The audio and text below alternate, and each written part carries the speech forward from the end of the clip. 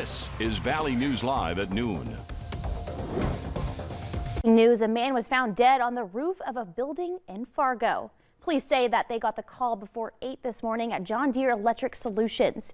The police also say he was performing maintenance work on the building. His name has not yet been released.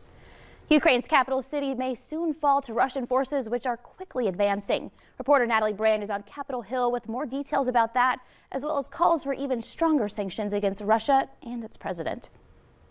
Ukrainian soldiers were seen running through the streets of Kyiv as Russian forces entered the outskirts of the capital city. The defense ministry urged citizens to take shelter and prepare Molotov cocktails and take up arms to defend their city. Ukrainian officials say they downed Russian aircraft. But President Volodymyr Zelensky says attacks are targeting civilian buildings and says his country is left alone to defend itself. President Biden held a virtual meeting with NATO leaders Friday morning, a day after announcing severe sanctions targeting Russian banks, oligarchs, and their families, as well as high-tech exports. Western allies have also imposed their own sanctions, but there are bipartisan calls on Capitol Hill to go much farther. We need people in London. We need the British government to step up with more targeted sanctions against Russian billionaires in their city. I'd love to see Russia kicked out of the SWIFT transaction system. President Biden says European allies are not yet ready to kick Russia out of the international banking system known as SWIFT that allows for money transfers around the globe. They also did not target Russia's energy sector, which is the largest driver of its economy. Since we haven't hit that, I think that Vladimir Putin right now sees weakness on the part of the West. A sentiment echoed by Ukraine's president, who says the response so far has not stopped Russia's invasion, which now threatens the country's capital. Natalie Brand, CBS News, Capitol Hill. Russia's president gave brief public remarks calling on Ukrainian soldiers to lay down their arms. He also declared Ukraine's government as a band of drug addicts and neo-Nazis. We had another frigid start, but we could be warming up with this afternoon into the weekend. Let's go to Summer Schnellbach with a quick look at the weather. Summer. Thank you so much, JC. It was another frigid start to our day, as it has been the last several. Check out these morning low temperatures. In Fargo, we fell to 15 degrees below zero, 19 below in Grand Forks, 22 below in Mahnomen and Detroit Lakes. But where you see these charcoal colors up in northern Minnesota, that's where we had morning temperatures into the 30s below, 33 below zero in Baudette, Waskish, and Bemidji. Talk about frigid on a late February day. Right now, we are starting to see a bit of a breeze picking up, mostly out of the south. So it is a little breezy as you're stepping outside, and so we're still feeling a wind chill factor. But southerly winds are largely responsible for bringing in some warmer air from the south. So temperatures now have warmed above zero. We're right at zero in Hallock and Oaks, 10 above in Jamestown, 5 here in Fargo, 4 in Thief River Falls and in Grand Forks as well. As for the wind, adding to that wind chill, we are seeing our wind chills sub-zero. Still feels like 14 below zero in Grand Forks, 18 below zero in Langdon, one of the colder spots. Bemidji, great improvement, feeling like 3 below zero as opposed to the 30s below. Temperatures this afternoon will continue to warm into the single digits above zero, not factoring in wind chill.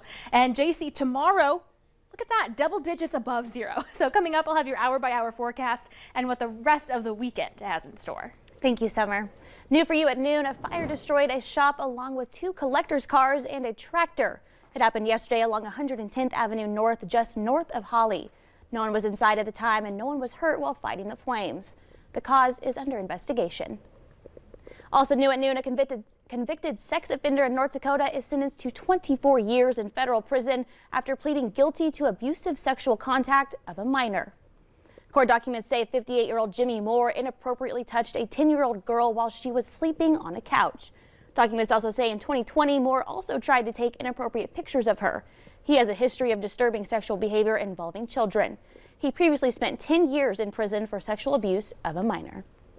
A Canadian man is dead after his pickup was hit by a semi on I-94 in Otter Tail County. Minnesota State Patrol officials say the victim stopped his car in a lane of traffic near Dalton last night when he was rear-ended by a semi.